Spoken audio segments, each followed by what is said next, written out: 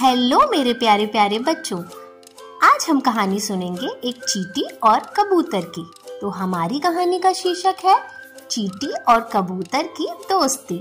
चलिए अब चलते हैं अपनी कहानी की ओर। एक बार की बात है, गर्मी के दिनों में जंगल में एक चींटी पानी की तलाश में भटक रही थी। बहुत देर भटकने के बाद उसे एक नदी दिखाई दी और वह खुशी से भर उठी।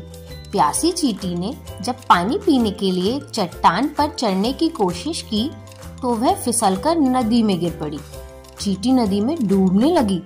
वहां पास में ही एक पेड़ पर बैठा कबूतर यह सब देख रहा था। कबूतर ने तुरंत एक पत्ता तोड़ा और उसे नदी में गिरा दिया। चींटी तैरकर पत्ते पर चढ़ गई और बहकर किनारे पर आ गई, जिससे उसकी जान बच गई। इस घटना के बाद चींटी और कबूतर में गहरी दोस्ती हो गई। दोनों हमेशा एक दूसरे का ख्याल रखते और जब भी किसी को एक दूसरे की जरूरत होती तो हमेशा तैयार रहते।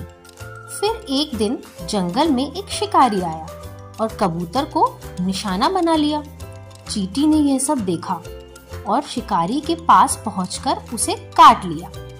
दर्द से करहाते हुए शिकारी के हाथ से बंदूक गिर गई और कबूतर बचकर उड़ गया। जब शिकारी चला गया तब कबूतर ने चींटी के पास आकर उसका धन्यवाद किया।